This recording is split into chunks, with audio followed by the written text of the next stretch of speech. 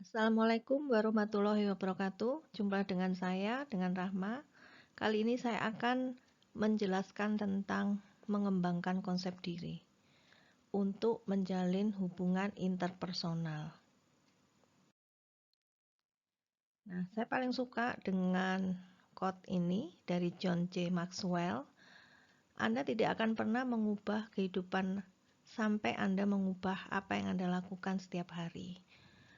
Nah, apa yang dimaksud dengan ini? Ini artinya apa? Kalau kita mau merubah diri kita sendiri, ya kita harus melakukan sesuatu yang kita lakukan setiap hari, walaupun itu merupakan langkah-langkah yang kecil. Kita tidak perlu melakukan langkah yang besar untuk merubah apa yang ingin kita rubah terhadap diri kita sendiri. Dengan begitu, kita akan mengubah kehidupan kita seperti apa yang kita inginkan.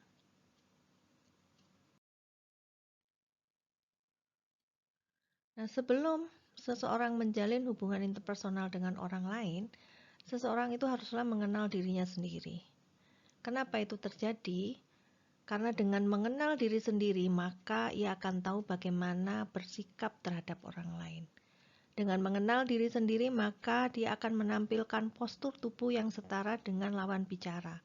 Artinya apa? Ketika dia berbicara dengan orang lain, dia tidak akan merasa lebih tinggi ataupun merasa lebih rendah, tapi dia akan setara dengan siapapun lawan bicaranya. Dan dengan mengenal diri sendiri, maka diharapkan dia akan lebih baik di dalam memahami orang lain, sehingga akan menghindari konflik-konflik yang muncul di dalam kehidupannya. Nah, ini pola interaksi seseorang. Kita mulai dengan apa yang namanya konsep diri. Nah, konsep diri ini apa? Konsep diri ini adalah bagaimana Anda memandang diri Anda sendiri, termasuk bagaimana orang lain memandang Anda. Nah, ini yang disebut dengan konsep diri. Nah, komunikasi interpersonal itu dipengaruhi oleh pola interaksi seseorang. Bagaimana pola interaksi seseorang akan dipengaruhi bagaimana konsep dirinya. Sehingga kita pun perlu mengenal apa sih konsep diri dan bagaimana kita bisa menumbuhkan konsep diri kita menjadi lebih positif.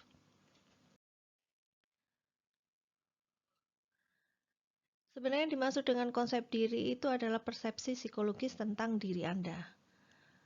Persepsi sosial tentang diri Anda dan persepsi fisik tentang diri Anda. Jadi yang dimaksud dengan persepsi psikologis itu adalah bagaimana Anda merasa tentang diri Anda secara psikologis itu seperti apa.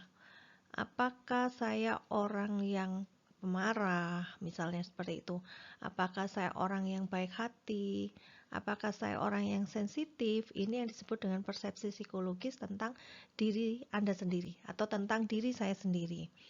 Sementara persepsi sosial tentang diri Anda itu adalah bagaimana kelompok masyarakat, kelompok komunal, komunitas, atau suatu golongan tertentu melihat atau berpikir tentang diri Anda sendiri. Kemudian persepsi fisik tentang diri Anda. Artinya apa? Fisik Anda seperti apa yang membuat atau membentuk konsep diri Anda seperti itu.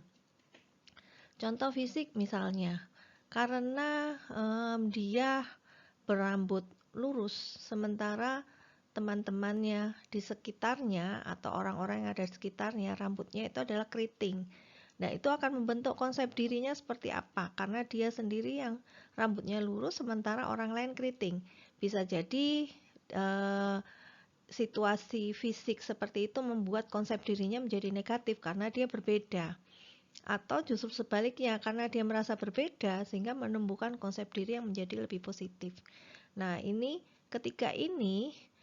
ketika kita bicara tentang persepsi psikologis, persepsi sosial, dan persepsi fisik yang pada diri kita sendiri atau diri Anda, ini yang disebut dengan konsep diri.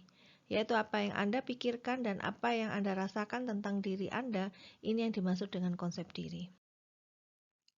Ada 3 elemen konsep diri, yaitu yang dimaksud adalah harga diri atau self-esteem, kemudian self-image, dan diri ideal atau self-ideal ini. Mari kita bahas satu persatu. Self-ideal ini menentukan sebagian besar arah hidup kita. akan menentukan arah perkembangan diri kita. Ini pertumbuhan karakter dan kepribadian. Merupakan gambaran dari sosok yang sangat Anda inginkan jika Anda bisa menjadi seperti orang itu. Artinya sosok ideal yang Anda lihat itu seperti apa? Itu yang akan Anda internalisasikan di dalam diri Anda, bahwa saya ingin menjadi seperti dia, bukan persis seperti dia, tapi mungkin dari sisi sifatnya, mungkin dari sisi caranya dia berjalan, atau mungkin dari sisi caranya dia berbicara. Nah, itu menjadi gambaran idealnya yang pada akhirnya Anda akan ingin mengikuti dan menjadi seperti itu. Nah, ini sebenarnya itu adalah semacam arah kemana sih saya kepinginnya, dari perkembangan diri saya seperti apa. Nah, otomatis yang namanya self ideal adalah sesuatu yang positif gitu. Elemen yang kedua yaitu self image. Nah, ini bagaimana Anda melihat diri Anda sendiri dan berpikir mengenai diri Anda pada waktu sekarang. Jadi seperti cermin diri, bertindak dan bersikap berdasarkan gambar yang muncul dalam cermin diri Anda. Jadi ketika hari ini Anda melihat Anda cantik, Anda ganteng, nah itulah self image Anda. Anda merasa cantik, Anda merasa ganteng. Tapi ketika hari ini saya merasa bahwa aduh saya kok kucel, ya itulah yang tercermin di dalam diri Anda bahwa Anda kucel. Ini yang disebut dengan self image. Komponen yang ketiga adalah self esteem. Ini bersifat emosional dan paling penting dalam menentukan sikap dan kepribadian kita. Ini merupakan kunci mencapai keberhasilan hidup. Seberapa suka Anda terhadap diri Anda sendiri. Nah, mungkin ketika awalnya Anda merasa ada ketidaksukaan terhadap diri sendiri, Anda mulai tumbuhkan kesukaan terhadap diri sendiri. Ambil range misalnya angka 1, Anda benar-benar tidak suka pada diri Anda sendiri, sampai angka 10 di mana Anda sangat suka pada diri Anda sendiri. Letak kesukaan Anda terhadap diri sendiri sampai di mana? Nah, misalnya ada di angka 4, naikkan. Sampai seberapa jauh Anda menginginkan diri Anda suka terhadap diri Anda sendiri. Nah, ini disebut self esteem. Karena kenapa?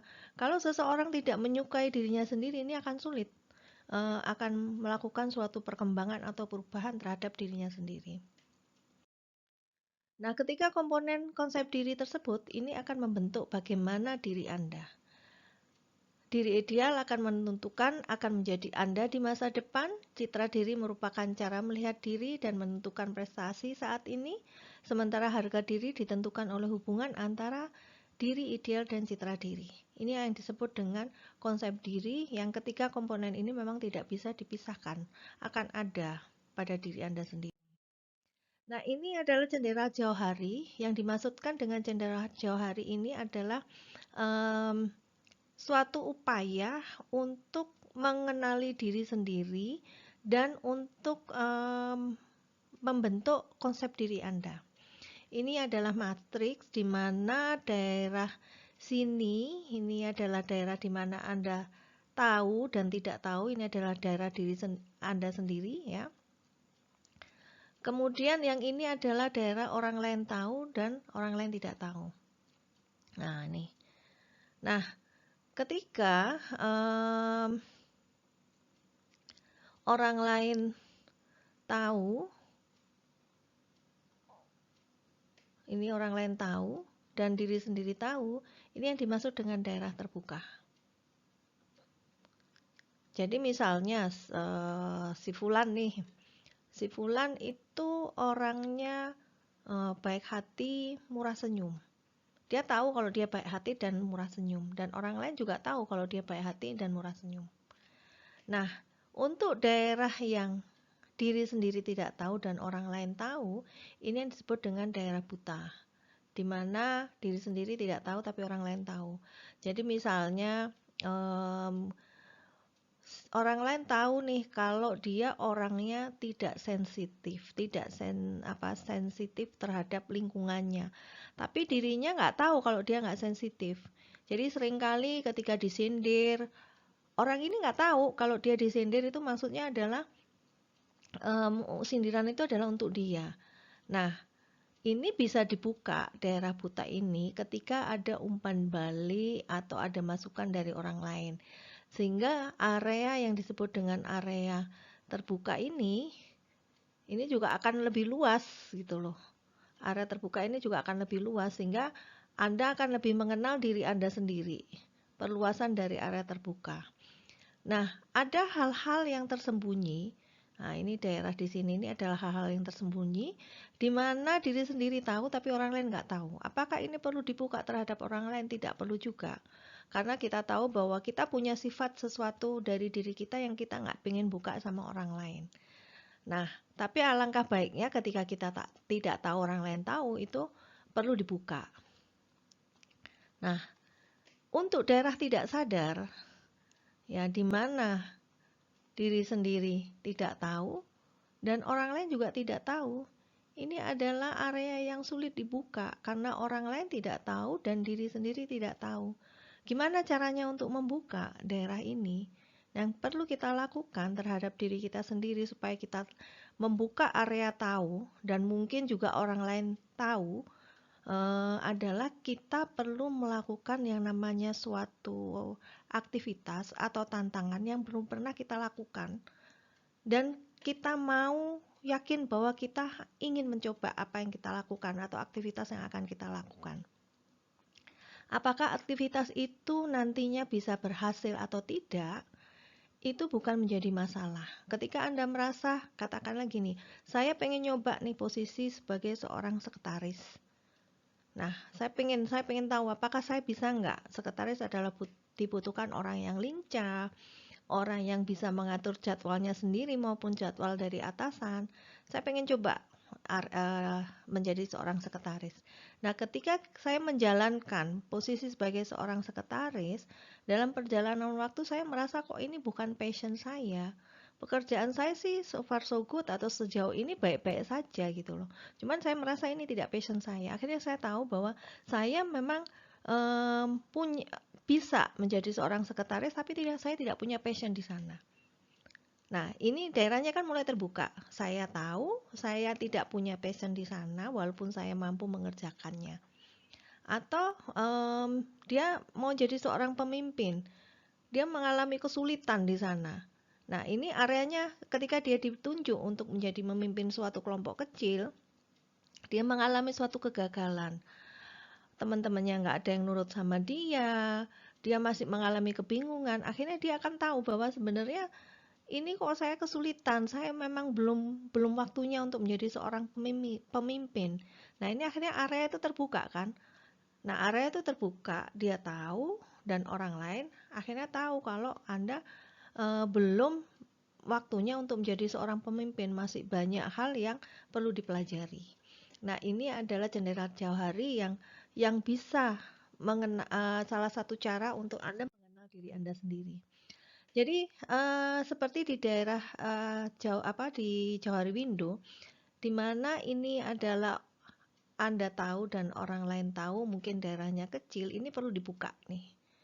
Menjadi seperti ini. Diri terbuka menjadi lebih besar, area 4 yang tadinya tidak disadari itu menjadi lebih diperkecil. Yang perlu diperbesar adalah area 1. Dengan cara seperti apa? Lakukan umpan balik. Nah, umpan balik ini didapatkan dari teman, tapi Anda perlu hati-hati ya kalau misalnya meminta umpan balik tentang sifat Anda, tentang bagaimana Anda itu harus dengan orang yang benar-benar Anda percaya. Sehingga apa yang dia bilang itu 90% iya memang itu seperti Anda. Tapi juga Anda harus hati-hati ketika meminta umpan balik. Jangan semua hal yang dibilang oleh dia Anda telan mentah. Anda seleksi apakah benar saya orangnya seperti yang dibilang sama teman saya ini. Mungkin Anda bisa cari umpan balik pada beberapa orang, kemudian kalau itu memang pada akhirnya sesuatu yang negatif dan menyusahkan Anda, mulai ubah diri Anda sendiri. Nah, ini proses pengelolaan pesan. Jadi, kenapa kita perlu mengenal diri sendiri tadi, mengenal bahwa konsep diri kita itu seperti apa sih gitu loh. Karena petunjuk yang kita berikan kepada orang lain itu membuat orang lain akan menilai petunjuk tersebut. Dan orang lain akan memperlakukan kita berdasarkan penilaian tersebut. Nah, ini yang disebut dengan proses pengelolaan pesan. Sehingga misalnya nih, kalau kita menunjukkan secara tidak sengaja ya, suasana hati kita nggak enak, mungkin tercermin di dalam raut muka kita, jadi orang juga akan menilai seperti itu. Kalau kita terkesan bahwa kita itu orang yang minder, orang lain juga akan melihat bahwa kita itu minder, sehingga mereka juga akan bisa memperlakukan kita berdasarkan penilaian itu. Oh, orang itu minder, ini bisa kita manfaatkan. Itu kalau orang jelek ya. Tapi mungkin kalau orangnya punya sisi yang lebih positif, wah orang itu minder, coba sih saya ajak supaya dia tidak minder. Nah, ini yang dimaksud dengan pengelolaan kesan. Jadi apa yang kita rasakan itu akan memberikan petunjuk ke orang lain untuk menilai diri kita sendiri. Oleh karena itu, perlu Anda untuk lebih bisa meningkatkan konsep diri dengan mengenali diri Anda sendiri itu seperti apa sih. Kenali kelemahan dan kelebihan Anda. Kalau perlu Anda tulis, kelemahan saya ini, kelebihan saya ini. Nah, mengenali kelebihan dan kelemahan itu seringkali memang sesuatu yang sulit. Terutama mengenali kelebihan, kalau kelemahan itu gampang biasanya. Nah, ketika Anda sudah mengenali kelebihan dan kelemahan, Anda mulai tekankan pada kelebihan Anda apa. Itu yang akan perlu Anda kembangkan, sementara kelemahannya ya tetap Anda berusaha untuk meminimalkan, tapi tidak usah terlalu susah payah seperti ketika Anda mengembangkan kelebihan Anda. Karena kalau Anda memang sudah punya kelebihan di situ dan Anda kembangkan, itu akan bisa menjadi maksimal. Tapi kalau Anda punya kelemahan dan Anda mau kembangkan semaksimal mungkin, itu akan sulit. Tapi paling tidak, apa yang negatif itu, yang merupakan kelemahan Anda itu sudah bisa diminimalkan. Itu adalah proses dari pengembangan diri Anda yang dimulai dengan konsep diri, bagaimana cara Anda memandang diri Anda sendiri, yang pada akhirnya orang lain juga memandang diri Anda sendiri. Oke, terima kasih. Itu dari saya tentang pengembangan diri. Terima kasih. Kenali diri Anda sendiri, pahami orang lain agar hubungan interpersonal menjadi lebih efektif. Oke, wassalamualaikum warahmatullahi wabarakatuh. Sampai jumpa.